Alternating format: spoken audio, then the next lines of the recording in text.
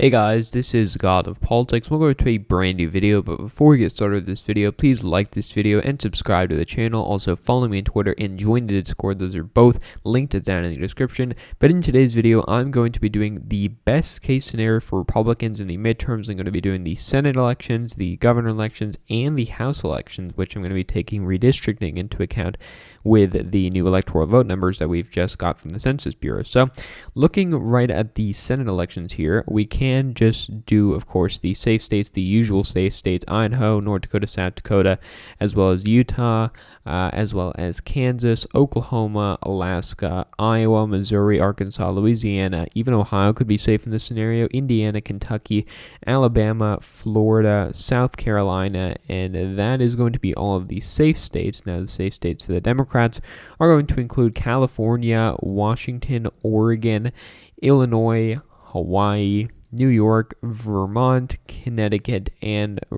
Maryland. So that is going to be all the safe states for the Democrats, totaling up to 45 seats. That's really, I guess you could say, the theoretical least amount of seats that the Democrats could get, but they will end up getting more of that than that because Colorado is going to be a likely margin state as well. But probably Republicans could really win the rest of these states. They could win Nevada by a tilt margin. They could win Arizona by a tilt margin. They could win Wisconsin lean.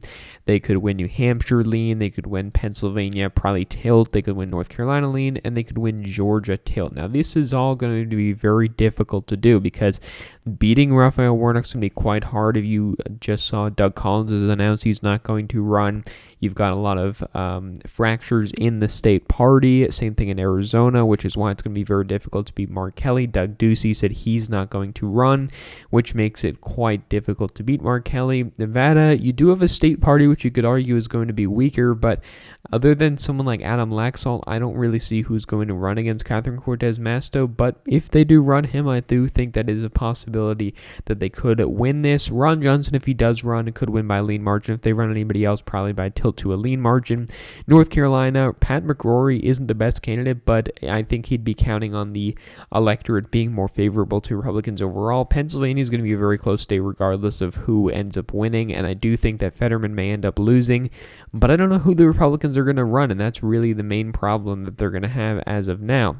Now, the final state here is New Hampshire, which Republicans could win by a lean margin, to be honest. You've got Chris Sununu here. Chris Sununu is a very good candidate who has around, I think, 75% approval as governor. He won by 40 points in his most recent gubernatorial election. He's hinted at running for Senate. He might not run, but he has hinted at running for Senate. If they run anybody else, probably not going to win, but I'm working on the assumption that he is going to run, and that is the best case scenario where he does run, a scenario where he does win, which I think would be quite likely. We've even seen some polls where he was winning narrowly, but he was winning, and we all know how the polls go, especially recently. So that is another race that Republicans would pick up. This would be a total of 4 pickups: New Hampshire, Georgia, Arizona, and Nevada, while keeping 3 very, very close states at the presidential election that they would continue to keep at the Senate level.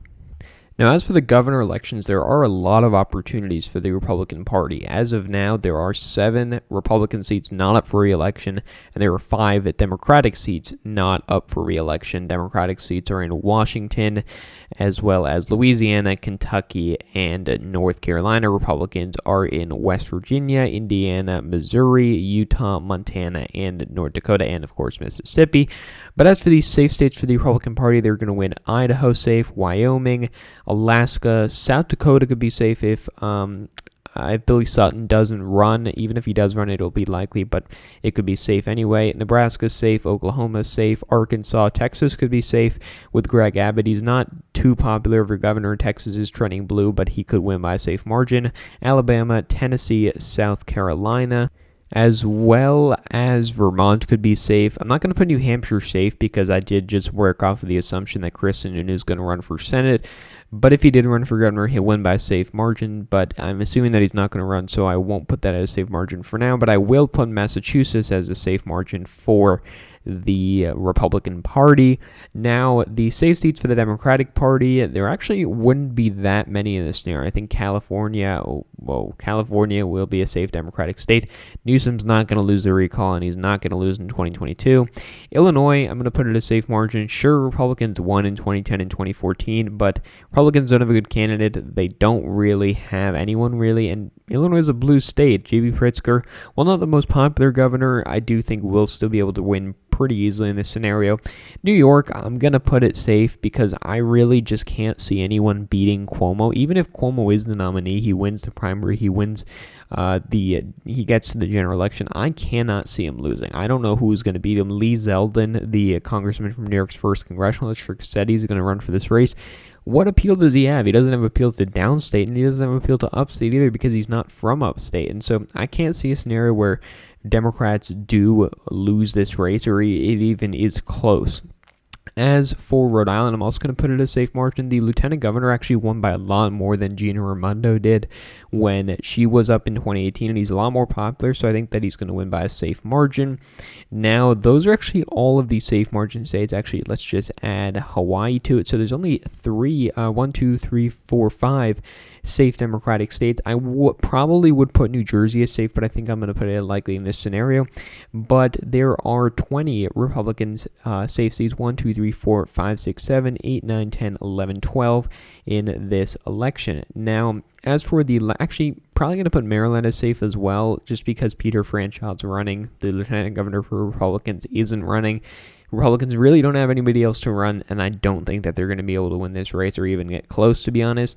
Now, as for the likely margin states, Republicans, Ron DeSantis could win by a likely margin. He's not going to win by a safe margin, and he's not going to lose, but I do think that a likely margin is a sort of reasonable expectation for how he would do.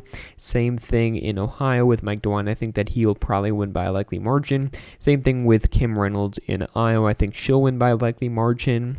And I'm not going to put any of these other states as likely for now, but possibly that could happen. Oregon, I'm going to put as likely with 7 points in 2018. You could probably see a similar scenario to that in 2022. It'll be an open seat as well. Colorado, New Mexico, I'm both going to put a likely margins. Neither of these states will get too close, but I do see a scenario where they could get slightly closer. Now, Virginia, I'm also going to put a likely margin. Virginia's out of reach for Republicans. Let's just be realistic here. New Jersey, I'm going to put a likely margin just for the scenario. Connecticut, Maine, and those are probably all the likely margin states. Now, for the lean margin states, probably just going to blow through this a little bit here. Georgia could be a lean margin state. Arizona could be a lean margin state. Kansas, Wisconsin, New Hampshire, those could all be lean margin states. Now, for the Democrats, Minnesota, I don't see a scenario where Tim Walz is going to lose. I think he's pretty comfortable for this seat. But now for the tilt margin seats, I think that Republicans could actually win all of these seats. Michigan, Pennsylvania, and Nevada. There actually was a poll from the Michigan race showing that Gretchen Whitmer actually wasn't up by very much. So that'll be an interesting thing to see. Will she actually have a competitive race in Nevada? I don't see it being too close. You've got Steve Sisolak here. Probably not going to be in too much trouble, but if it's a best-case scenario, Republicans could narrowly edge this out. Pennsylvania, I think they'll narrowly edge it out as well in this scenario. You've got Josh Shapiro, who's probably running for the seat, who is a good candidate. And Republicans, again, like I said, for the Senate election, don't have a very good candidate to run, don't have a deep bench, but they could still win this race. Now, as we go on to the House elections, what I've done is I basically made it so, you click on a state and you can affect the number of delegates that are here because, of course, if you use the House map on your Apple it's not going to have the right number of districts per candidate or per state. And so that's going to affect an overall number, but I've done it this way, so we'll get right into the predictions. Now, you can kind of just ignore this top number. Democrats, I don't think, are going to keep the House, especially not in the scenario. But in a scenario where Republicans have a best-case scenario, they really won't win any of these northeastern districts except for Maine's second, and they could win a seat in Connecticut if they do very well. In New York, I think because of the redistricting, really the best case they could win is probably 5 districts, to be honest. Democrats are going to draw at least a couple. Republicans. In Pennsylvania, I think Republicans could get a majority, but it will be a slight majority, but the redistricting is going to be quite interesting here. I think in New Jersey, they could actually net probably 3 seats. New Jersey's 5th, New Jersey's 7th, and New Jersey's 11th if they do very well, but that's going to be quite difficult to do. Maryland's going to be the 8-0 gerrymander. Virginia, I can't see it going below 6-5 because I think they're probably going to shore up Abigail Spanberger's district in Virginia's 7th. As for North Carolina, 9-5, probably the best scenario for them. Same thing in Georgia. Florida, I think maybe could be 18 or 19-9, but that'll be tough to do. Texas, probably 26-12 is the best they're going to do. I think they're going to make Colin Allred and Lizzie Fletcher's seats safer in exchange for making all of the incumbent Republicans safer. I think that's a compromise. If you're the Republicans, of course, everyone wants a fair map, but we will see what happens. Colorado, 5-3, probably going to be what happens. In Mexico, I think if Republicans do well, I think they're going to draw a 3-0 map, but I think if Republicans do well, they can end up winning that map. Arizona, 5-4, Republicans could win that majority. Nevada, Democrats, because of redistricting, Democrats are going to shore up this seat, so I think that those seats are not going to flip. California, it's hard to tell, but I'm just going to say they could gain maybe 2 seats in California. Oregon, probably going to be 4-2, not 5-1 because of the recent developments in the Oregon redistricting, which I won't get into here, but I will make a video about it eventually. Washington, 7-3, that's basically the best they're going to get. Iowa could be 4-0 if Republicans do play their cards right, and I do see that as a scenario that could happen.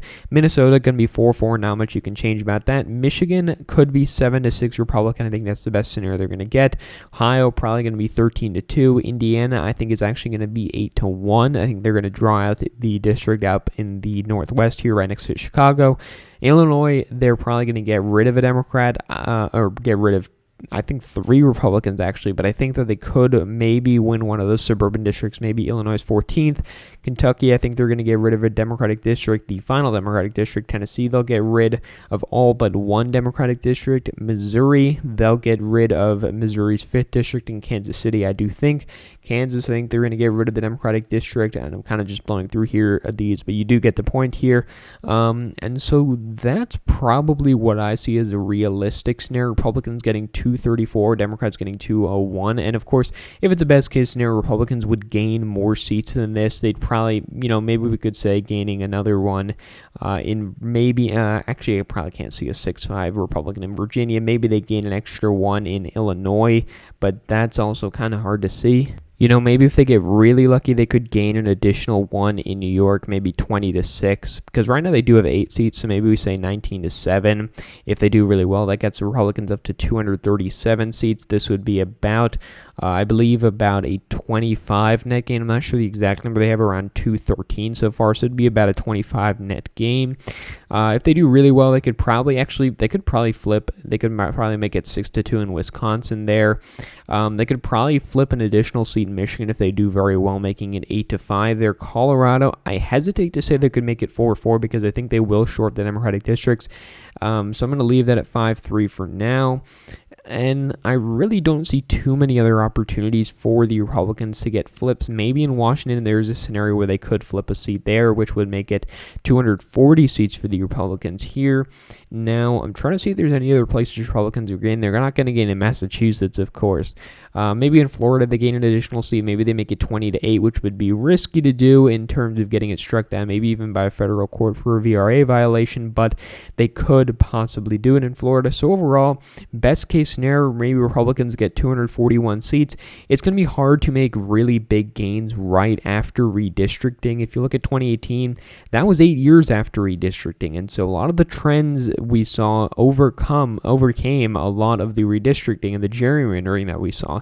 2010, the wave year was right before the redistricting. 2014, Republicans only gained around 6 seats, I believe, and so 2006, another wave year, was right at 6 years after the redistricting. So this is going to be quite difficult for Republicans to gain too many seats because of the redistricting. Democrats are going to shore up incumbents in an area like Nevada, where otherwise Republicans would probably gain 2 seats as they had earlier in the decade. But because of the redistricting, they're not going to keep those 2. They're not going to be able to gain those 2 seats. Same thing in an area like New York or Illinois or Virginia. They're going to lose opportunities. A lot of the seats they lost in 2018, they won't be able to get back because of redistricting, but a lot of them they will be able to get back. And a lot of seats that they haven't had for decades, or maybe even a very long time, they'll be able to get back. And I think that in this scenario, they could get up to 241 seats. So Thank you all for watching this video. Please like this video and subscribe to the channel. Also follow me on Twitter and join the Discord. Those are both linked down in the description. But again, guys, thank you all for watching this video, and I will see you guys later.